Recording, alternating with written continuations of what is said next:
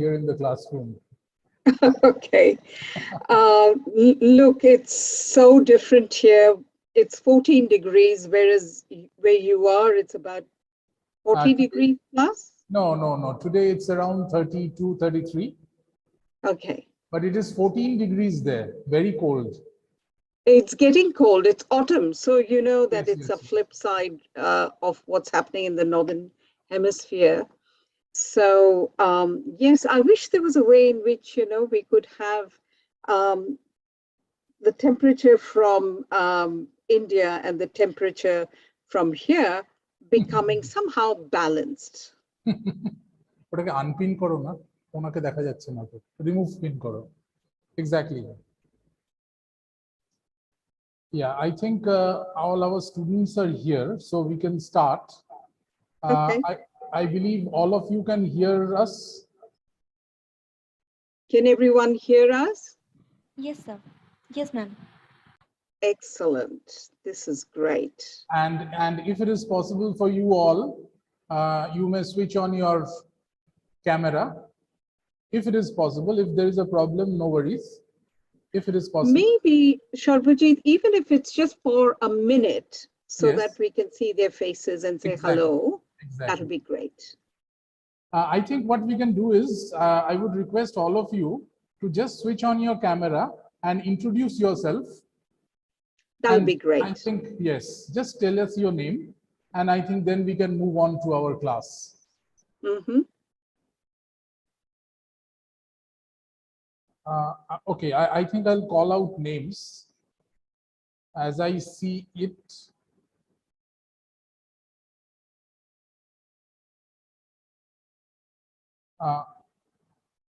Participants টা দেখতে পাচ্ছি না কেন?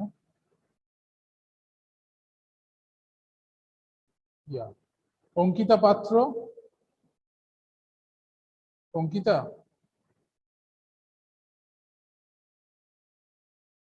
Yes, sir. Hello, sir. Hello, Yes. ma'am. I'm Ankita Hi, Patro. Ankita. Love your Hello, ma'am. background. Thank you. Thank you. Vidushi.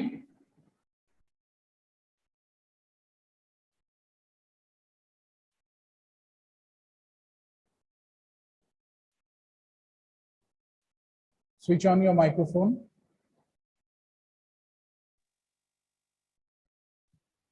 Am I visible? Not yet. We cannot hear you.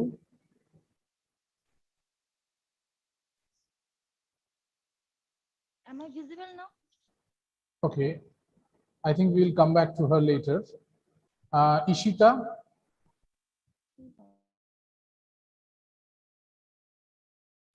Am I visible?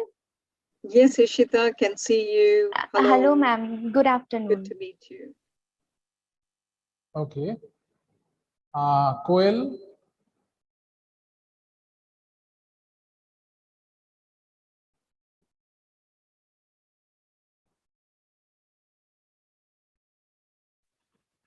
Hello, ma'am. Hi, Kul. How are you? I'm fine. Ma'am, how are you? Good. Good to meet you. Then Manoshi.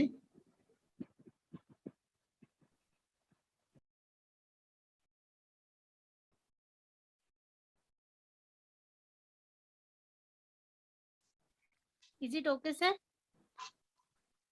Can't see you, Manushi. Good afternoon, ma'am. Good afternoon. How are you, Manushi? Ma'am, fine. What about you? Excellent. Good. Looking forward to talking to you later on. Thank you. Pallavi.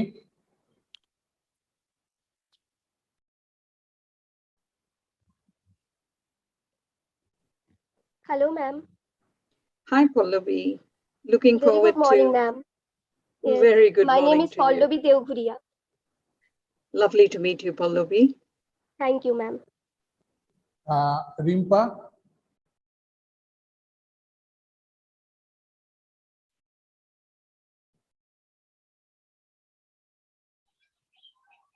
Hello, ma'am. How are you? Hi, Rimpa. Good. Nice to meet you. Thank you, Ria, ma'am. Ria, Hi, Ria. Good afternoon.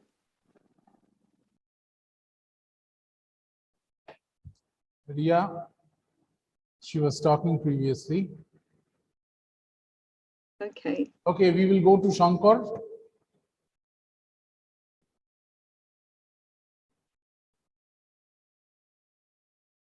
If you can do Hi, this. ma'am. Nice to meet you.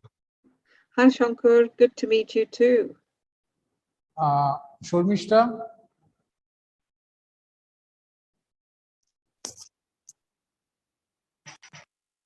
Hello, ma'am. Hi, Sharmishta. Good to meet you. You've Thank had you, a busy ma'am. morning. Yes, Mm, ma'am. mm. Ma'am, I am Sharmishta De. Yes, Nice to good to meet. meet you, Sharmishta. Thank you, ma'am. Shilpa,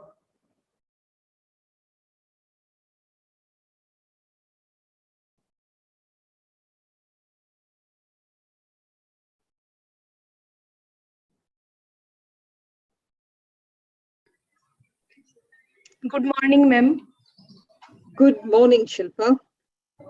Busy day today. Nice to meet you. Nice to meet you too, Shilpa. Someshwar,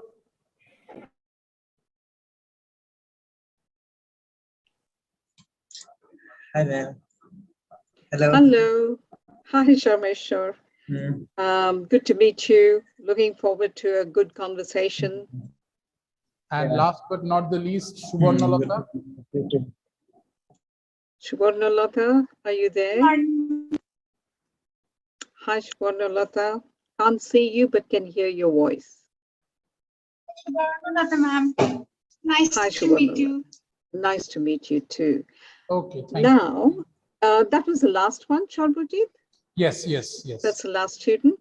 Oh, look, it's such a pleasure to see everyone. You know, every time you have one of these Zoom meetings, all you see is a black square with your names written on it. And it's very disappointing sometimes.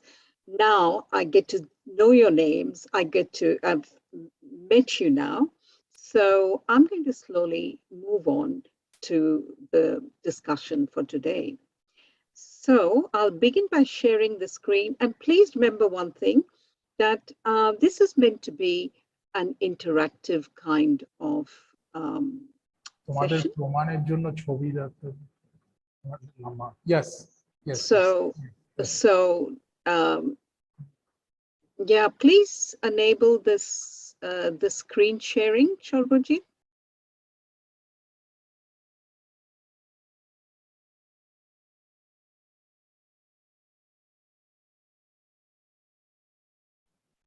Yes, I've done that. Excellent. Okay, so here we are.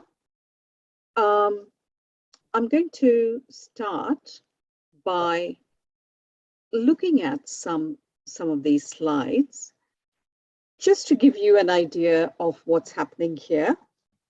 We're going to be talking about Of Indian Origin.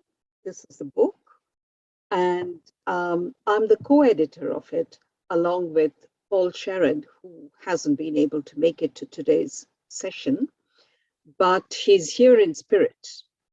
So what we're going to do is we will begin by looking at 5 poems. So if you look at the anthology that we have here, there are about 14 poets and there are about 39 poems. And obviously it's not going to be easy to discuss all of them. So we've selected 5 poets, 5 poems as well, just to be able to get a sense of diasporic writing, diasporic poetry, particularly in Australia, written by Indian poets.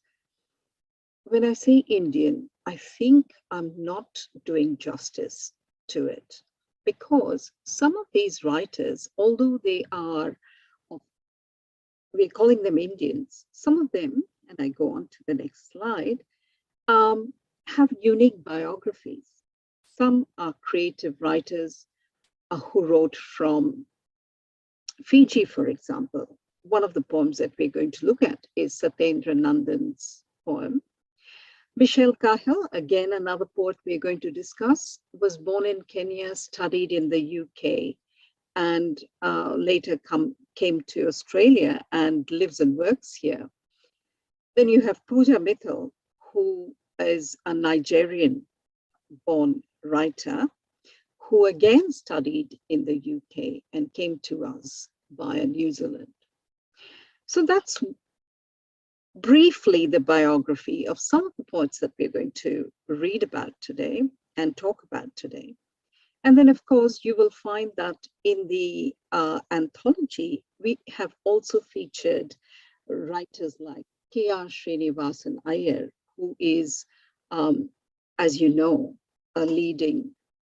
was a leading critique of Indian literature, Indian English literature particularly.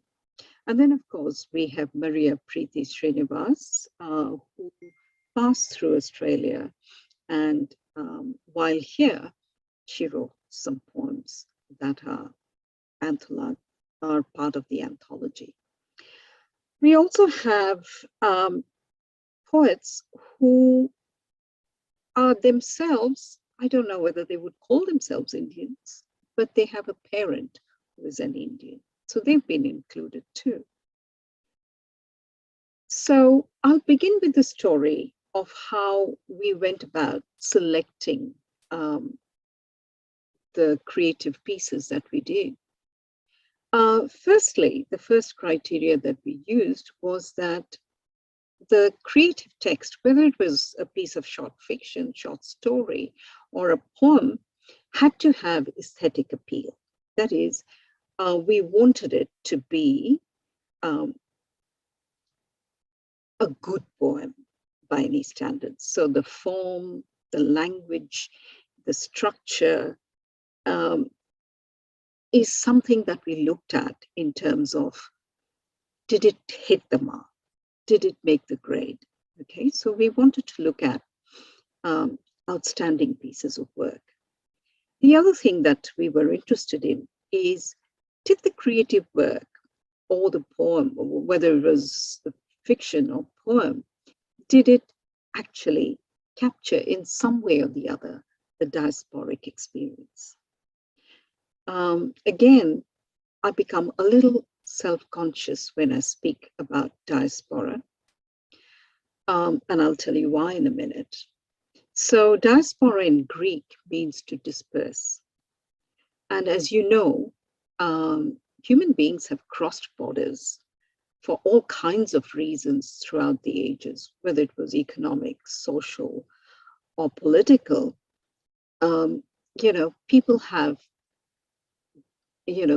crossed borders, gone to different countries for trade, as refugees, just for curiosity, colonization, and so forth. So it is almost, you could say, an elemental human condition. Now, a critique and a writer himself, Jeet Dahil, talks about the term diaspora. He says, yes, if it's a human condition, the impact of the word diaspora, maybe 100 years ago when it wasn't easy for people to travel from one place to another, the impact of a diaspora was strongly felt. But here, nowadays, we can move from one country to another within a very short span of time. Within 24 hours, I can go from Sydney to Mumbai. And so, diasporic writing is not exiled writing. It's a very different breed, according to him.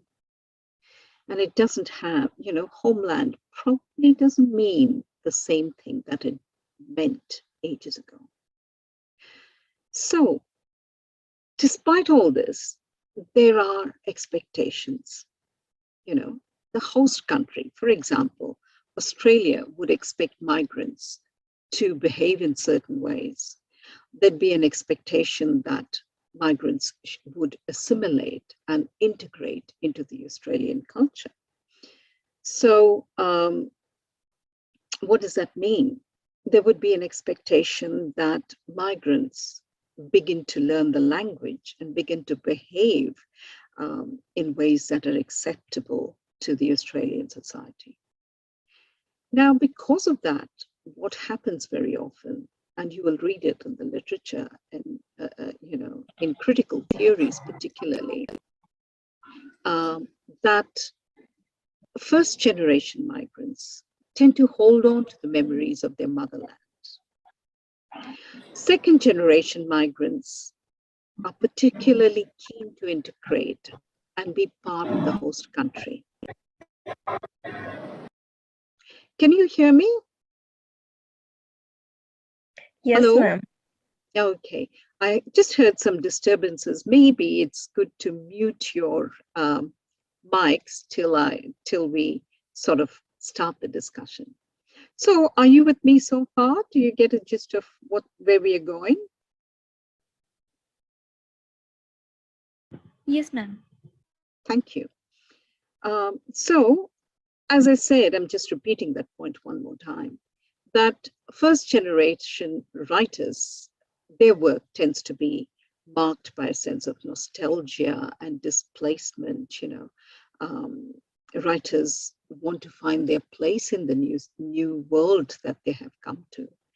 Whereas second generation writers might reflect more global perspectives, more transnational perspectives. And if you look at your introduction, we touch upon that. So while we're reading these poems, I'd like you to keep this in mind. Now, before we start talking about the poems in particular, I'd like to ask you, what do you like? What do you enjoy in a poem? You can unmute your mics if you have something to say, or you can use a chat line.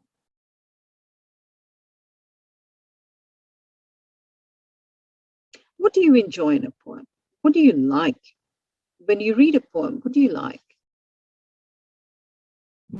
Ma'am, the thought that is there in the poem, the idea on which the poem is written. Beautiful, the theme. Thank you. Thank you, Rimpa. Anyone else? Do you want to say what you like in a poem?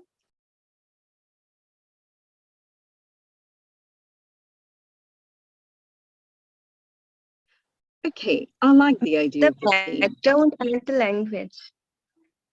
Yes, yes, the language, the background, the language. Yeah, anything else? Manasi, thank you.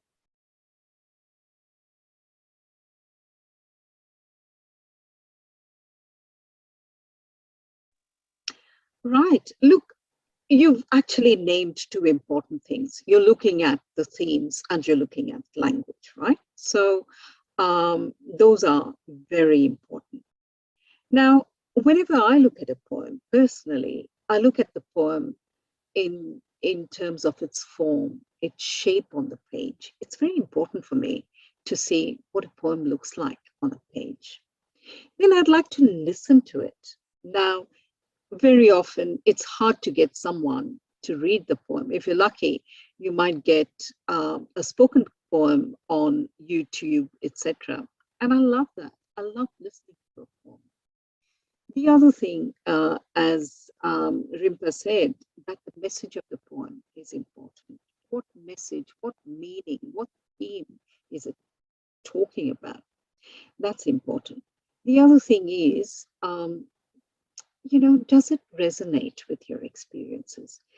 Do you feel a connection with the theme of the poem?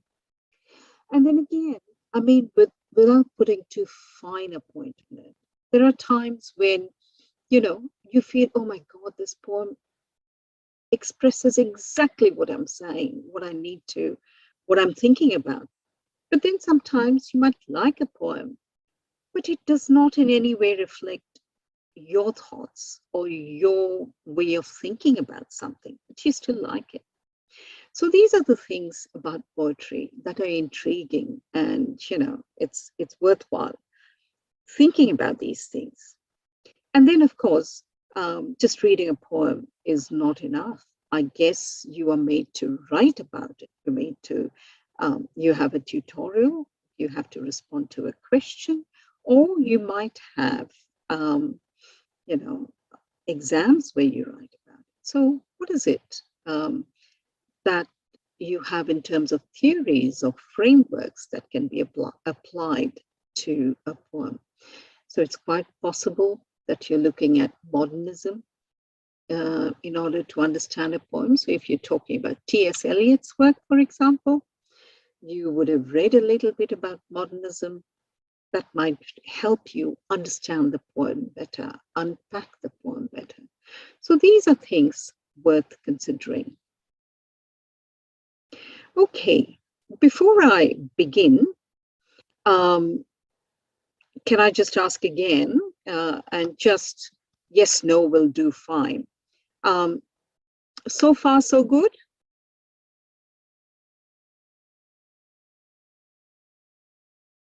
Yes, ma'am. Okay, go ahead. Sure, ma'am. Okay. Now, the first poem that I wanted to look at is Meena Kashmiri Abdullah's Chapati Chant. Have you read it?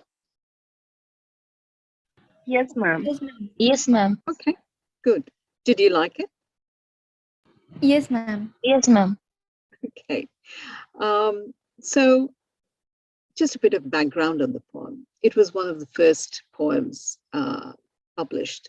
It was published in, first poems by people of Indian origin to be published. It was published in 1955. The theme, would you agree, is nostalgia for a stable experience among changes in one's life. Would you agree to that?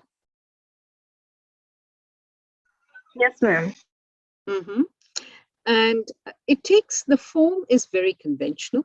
It's a ballad and it's written in rhyming verses. And the impact of the poem, as I see it, is to provide a very calming, to depict a picture of a very calming presence. And in this poem, it's the mother. And the one key thing that links to the motherland is the chapati. Yeah. Now, before we go on, and this is what I was trying to say, the world is, for the migrant girl, imagine a migrant girl in 1955 in Australia. Australia those days was not particularly, if you read the poem carefully, find that it wasn't all that friendly to migrants. So one bit of comfort was the food and the mother making the food, the chapatis. Now, I'm just wondering whether I should share the poem with you, or whether you have a memory good enough to recall some of these things. Three things are mentioned in the poem. Three disturbing or distressing events are mentioned. Can you recall what they are? Do you have the books in front of you, or the poems in front of you? Or should I share the poem with you? Yes, ma'am, we have. We do have the You text. have? Yes. Okay. So can you tell me what are the three disturbing events mentioned in the poem? Sure, ma'am. Ma'am, the racism in school, the one Exactly. thing. Yes. Then the shed went up in flame, the second one. Yeah. Yeah. And the rabbits tunnel through the land of that land. Yeah. These three things happened. Excellent. And they're distressing, obviously. And all through that, what is one constant thing that happened? The mother figure making the chapatis for her family. And what does it mean to you? The mother making chapatis, what is it a sign of? What is it a symbol of?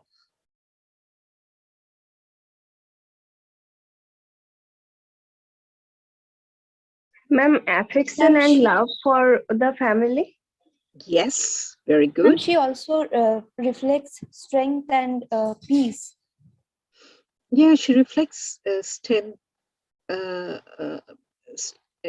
strength, peace. What else?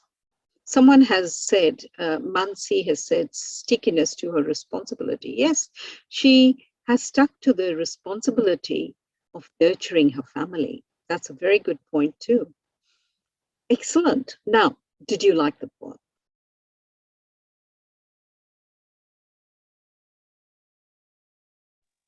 Yes, ma'am. Yeah? Okay. Liked it very much or just okay?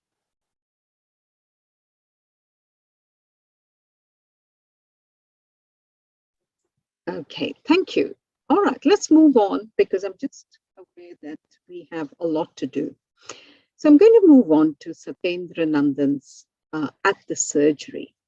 Now, this was published in a collection of poems written between 1976 and 2006. And have you read it? It picks on a very embarrassing time of Australian, political situation. I don't know whether you've heard of Pauline Hanson. She's the leader of One Nation Party.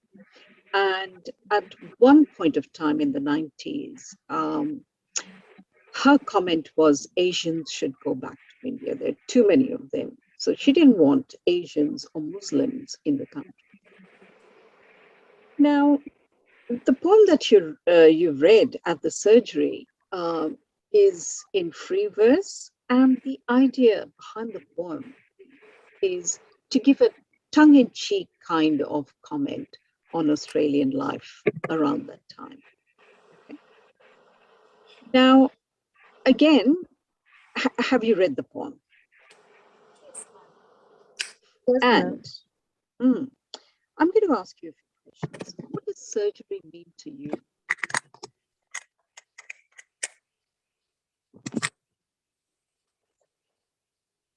ma'am, operating something or executing something. Yeah, surgery in the way we understand surgery in India means an operation of some kind, right? But surgery in Australia refers to a dispensary, what we call Dr. Khana in India, the doctor's place, right? So here we probably have to rethink the meaning of surgery for this poem. So having done that, my next question is, how does a poet create the atmosphere in the surgery? How is he, how does the author, how does a poet convey the sense of a dispensary, for example? And there was a chart for men where it was written that check blood pressure and all that. Yeah. So this is a common thing everywhere in the world, isn't it? There are always charts on the walls of surgeries, etc. Who do you think the Pauline Girls refers to?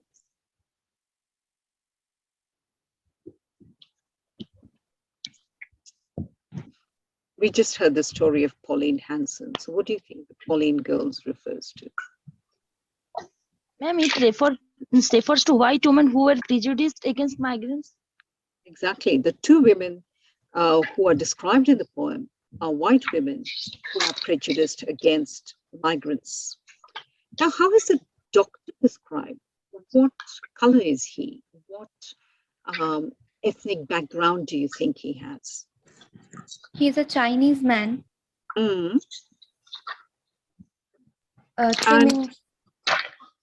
Yeah. And why do you think the poet actually describes the Chinese man? What's the significance of it?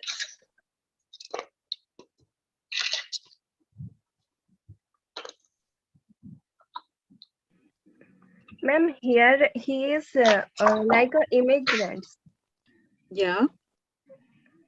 He's an immigrant. Exactly. He's an immigrant. And what do you think the Pauline girls think about him? As an outsider? Exactly, that he's an outsider. They don't think that he's a doctor. They assume that he's a patient who's pushing his way into the doctor's room and, you know, taking up their line, their position in the queue, right? So when you see, you know, when they see him, they say, we were here first, right? What does that show you about these Pauline women? We here first. You must wait your turn in the queue. So what does that tell you?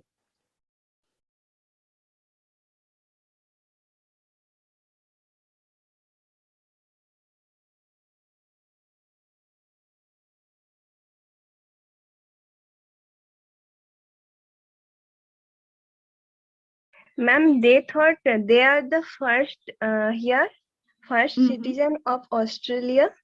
Yes. That's why, and also it is a bit ironical because the whites after reaching Australia claimed the land as no man's land. Yes. And marginalized those who were living there for more than 60,000 years.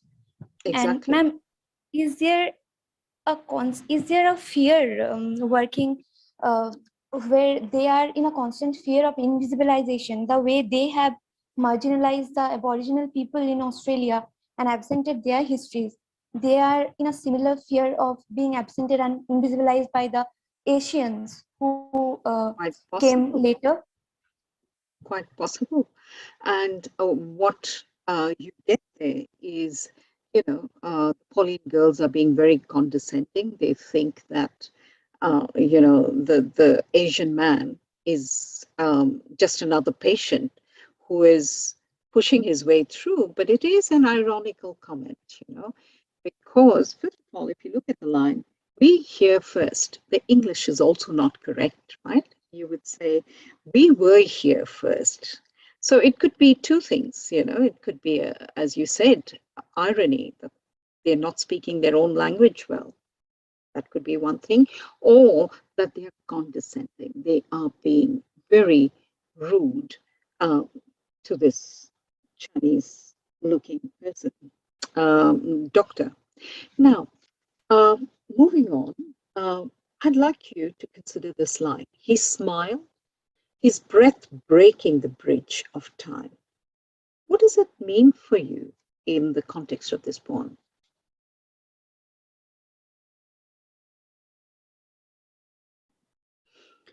Breaking the bridge of time. So obviously, he is the doctor, and he's being very kind in the way he's approaching the patients, in this case, the Pauline girls. And the line there, the bridge breaking the bridge of, his breath breaking the bridge of time. What does that indicate to you?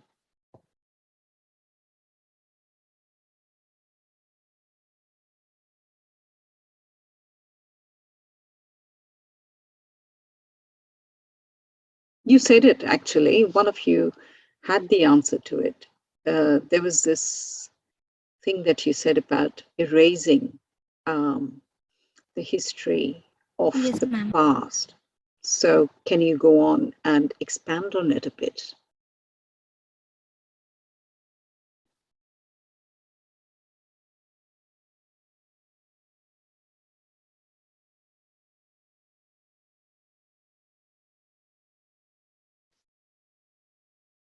Ma'am, so in the past, Ma'am, please explain this. Okay. Look, as you said, you know, the history of Aboriginal people were erased. There's discrimination there. The history of Chinese people when they came to Australia, as you know, in the past, as laborers during the gold rush, etc., as people who were seeking a fortune, etc. I mean, through that time, there was nothing but discrimination. And at this point, here is the doctor with a Oxonian accent, you know, he was probably educated in Oxford. And here is this person with a very elegant presence, a doctor who now is coming back to treat, you know, the Pauline girls. So the idea is to make them rethink about the stereotypes that we have, you know, that we have here about what a Chinese person should be doing, what who's a doctor? Is it always white Australian? Of course not. I mean, the doctors that I meet come from all kinds of backgrounds, from you know, Syria, from China, from India. So what this poem does is it makes you think about the stereotypes that we have of different people in multicultural Australia and rethink our assumptions of what people are. Does that make sense to you? Yes, ma'am. Yes, Thank you ma'am. so much. Any questions? Or shall we move ahead? Shall we move ahead?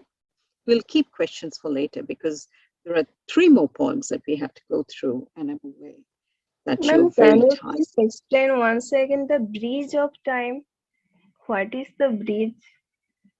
The bridge is probably, and see, the bridge is not necessarily a bridge. You know, sometimes the bridge can be faulty.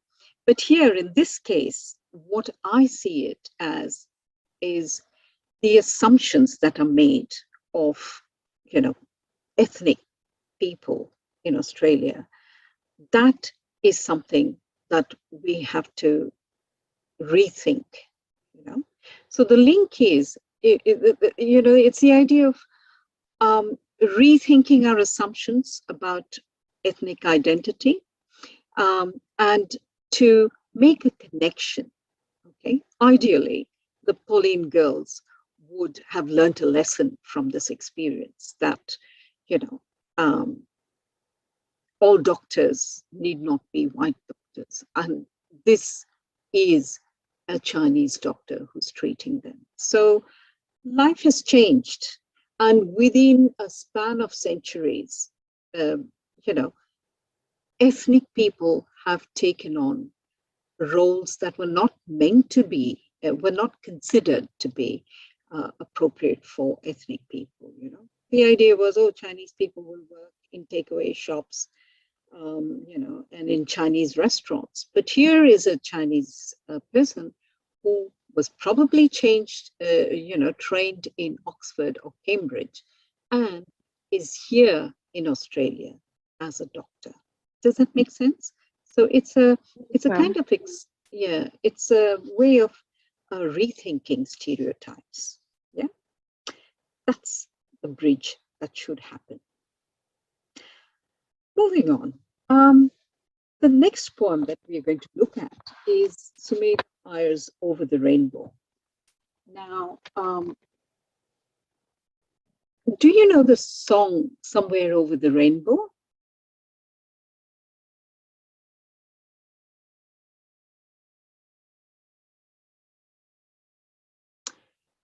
Okay. When I hear silence, it means that probably it's best to explain a bit. Okay. Thanks, Rimpa. So I'll just give you a bit of a background to the song. Over the Rainbow, Somewhere Over the Rainbow, is a song from a musical film called The Wizard of Oz. Okay, Oz as in Australia. It's a fantasy novel that was written in the 1930s, and the story, and you know, you can look it up on Google, etc., is about a young girl called Dorothy, who, along with her dog, is swept off in a tornado, and she has to travel the yellow brick road to find a home. Now, as part of a journey, during her journey actually, she meets very interesting characters, and she eventually she meets the wizard. Now, the meeting of the wizard, etc., is in itself a non-event. But the significant thing is Dorothy learns a lot from the journey. She learns about herself, she learns about her companions, and in Australia and elsewhere, the story of the Wizard of Oz becomes a kind of an allegory, a kind of a metaphor, a kind of a parallel for a journey, that transforms people. That, you go, at the start of the journey, you're pretty innocent, you don't know much, but by the time you've completed the journey, you have learned a few lessons in life. You become wiser. So this is a story of Over the Rainbow. And I think the poet, when she raises this as a title, she is inviting you to read a parallel between the poem that she's got with the journey of the Wizard of Oz. Yeah? So the device that she's using, the method that she's using, is that of intertextuality. And one of you said earlier that it is ironic, that something was ironic. And intertextuality can be used in many ways. In this case, it is again possibly an ironic use of Over the Rainbow, the story of the Wizard of Oz.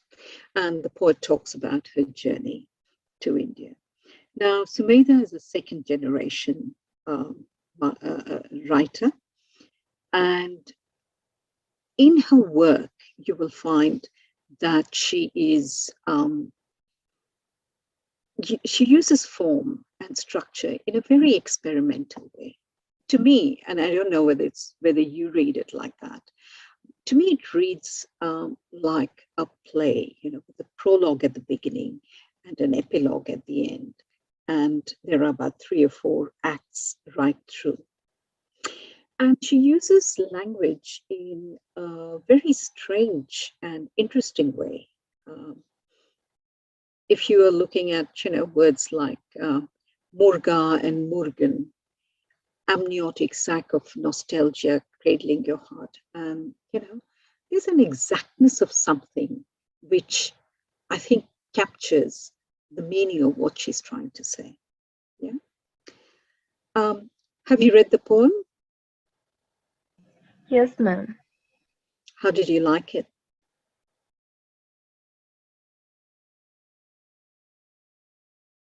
Yes, ma'am. You liked it? Was Yes, it easy? ma'am. The language is very easy and the ideas very interesting. Mm-hmm.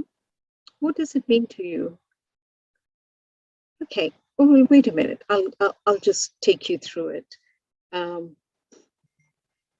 would like you to consider just the first bit of the poem. I'm just wondering if I can share this with you.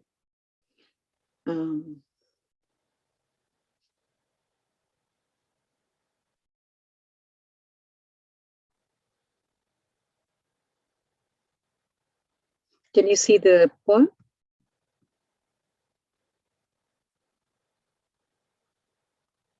Yes, ma'am. Okay. Now,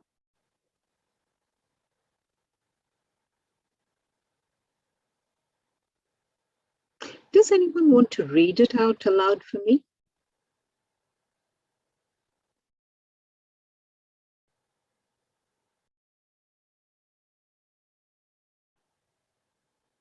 Ipshita, do you want to try? Ma'am, it's Ishita. Sure, ma'am. Ishita, sorry. It's okay, ma'am. Sure. Would you like to read the poem?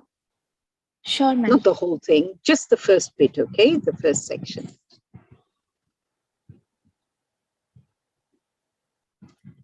Over the rainbow. My father warned me before Mom and I left. At dusk, we sat on the roof of our house and he assumed an avatar I had never seen before.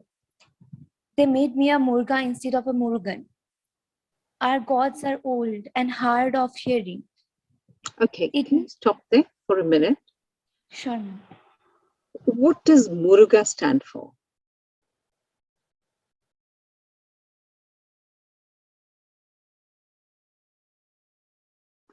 Hindi में मुर्गा क्या है? Making someone fool. Exactly. So Murga is chicken, right?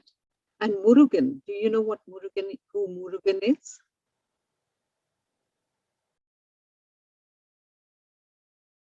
Murugan is in Tamil or in South India. Murugan is the name that Bengalis, we call Karthik, right?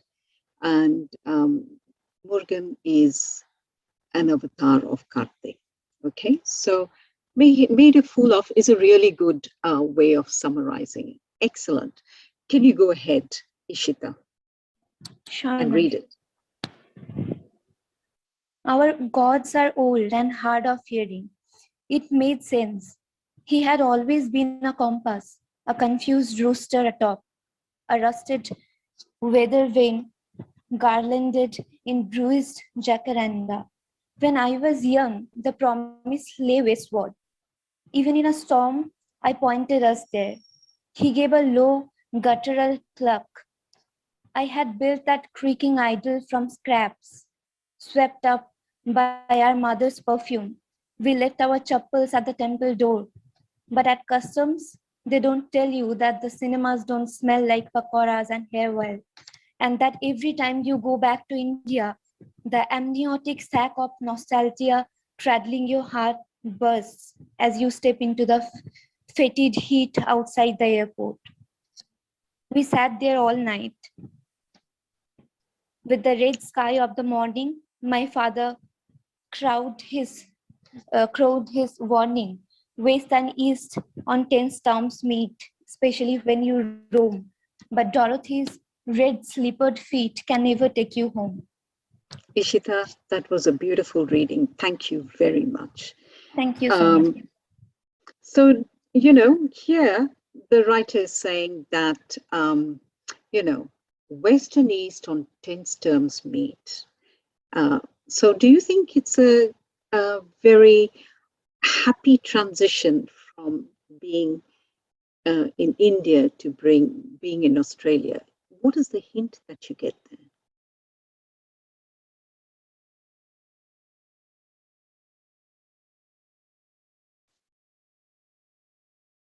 Shankar, what do you think?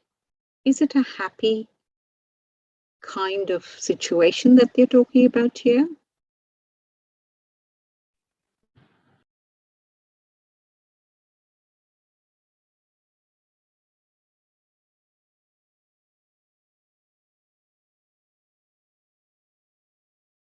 Yeah, so Rimba says no.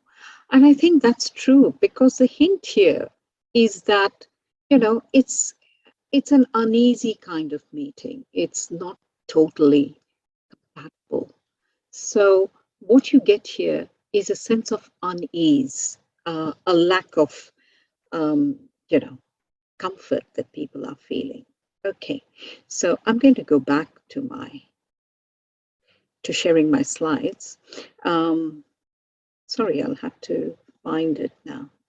So my questions on the yellow, over the rainbow is, okay, she builds up the atmosphere of the journey to India, right? How did she do it? What did she do? Just name one thing.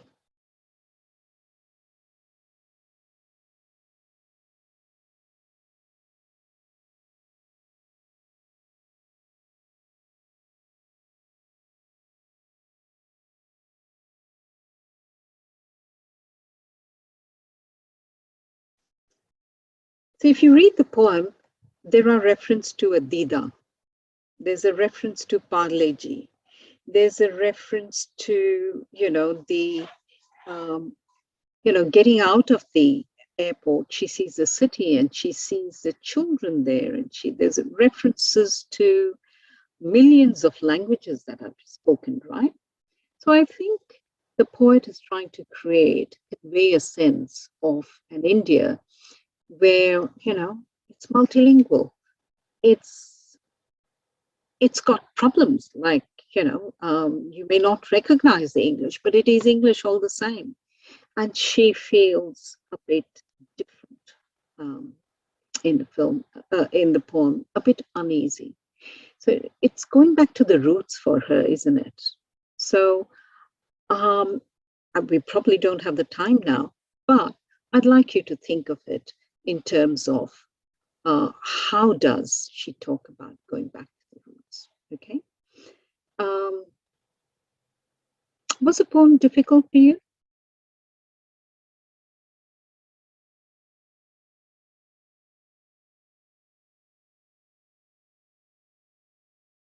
Have I lost you there? ঘুম পেয়ে গেছে? No, ma'am. খিদে পেয়েছে? No, ma'am. Okay. All right. Look, I've left you the questions, and of course, I'm going to hand over all of these to your teachers who will share it with you. But I'd like you, when you're looking at these poems from the exam point of view or from any point of view, even as, a satisfactory read, consider these that will help you understand the poem. Okay, moving on to Michelle Cahill. And she writes 5 Sijos. And what I would like you to think about is, okay, I will just answer Mansi's question. Can you please explain, is she glorifying India or happy with her existence? I think that's a very good question, Mansi. My feeling is that she is neither glorifying India, nor is she denigrating it. For her, it is an ambivalent experience. She loves being there, but at the same time, she can't make sense of it. Those are my thoughts, and we can take this up later on. Can we move on to Michelle's poem, because it's slightly difficult. We're moving on to more difficult poems here. And so Michelle's poem, I'm going to stop sharing this and go back to the poem again, is a Sijo.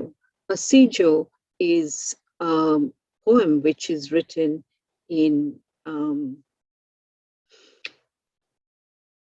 what's called, it's a Korean form. I wish I can find it back now.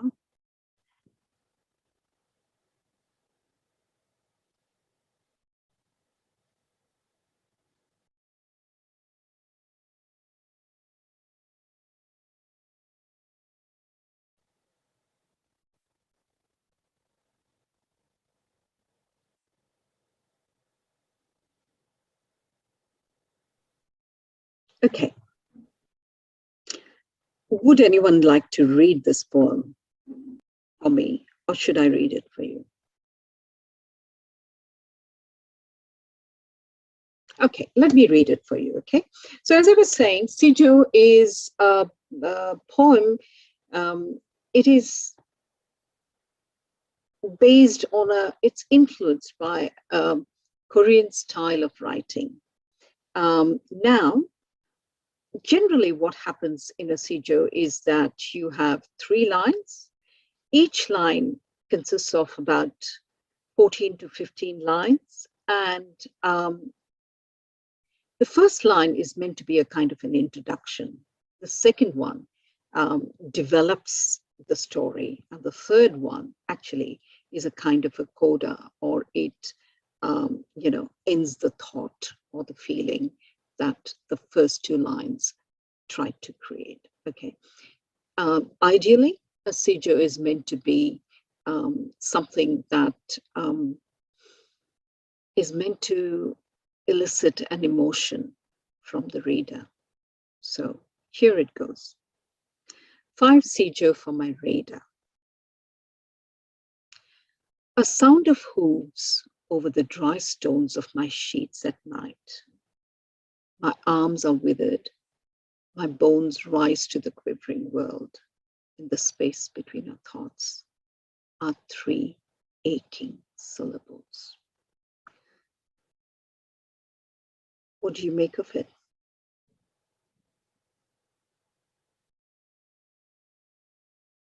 What is she talking about?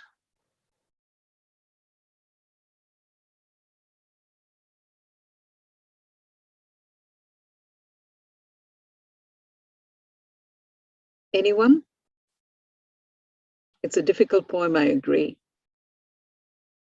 But let's see, come on, guess it. Treat it as a game.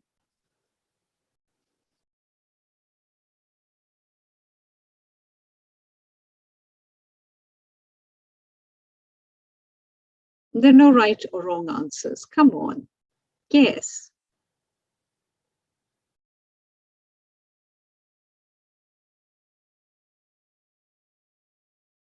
No?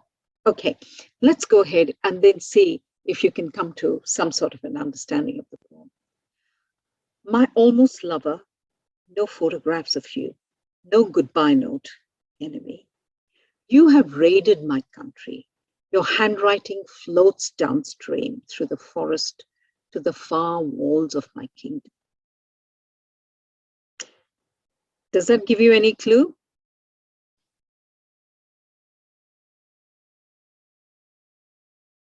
Ma'am, is it a horrible dreaming? Yes, it could be a dream. You're right. What else can you say about it? Could be a dream. Is it horrible? Yes, ma'am. You think so? Okay. Your decrees are impulse. You enter without courtesy, and I become your dynasty, not knowing when to discern death by the penitence of leaves, by the halos of traffic. From the Far East, when the river broke, came rumors of a tribe. I was alone that dawn, milking the soya beans, harvesting rice, with a bronze arrow you annexed to my body to this design. Which of us abandoned the other? We cannot answer. How quiet the apartment. Wind stirs, stars begin to shatter. Snow is a shizero, dancing over the words I've lost for snow. What's your impression of the poem?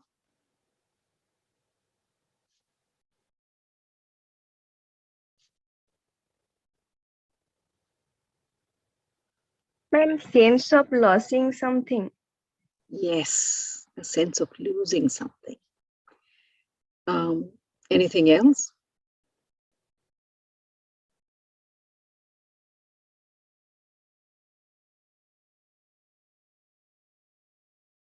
Who's a raider? Who raids? What is a raid?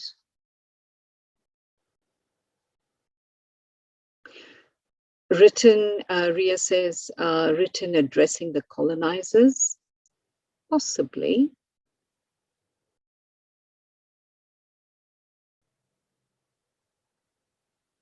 What does a raider do?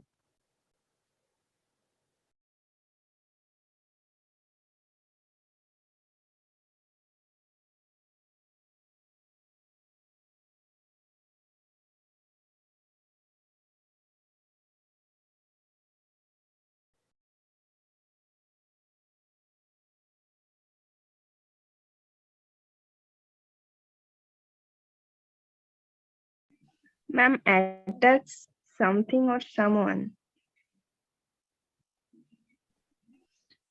It attacks something or someone, did you say? Yeah. Yes, ma'am. Yes, ma'am. Yeah, yeah. It takes away things, right?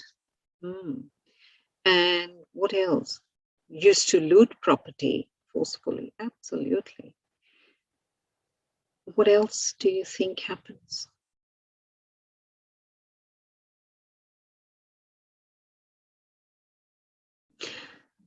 Look, of all the poems, I found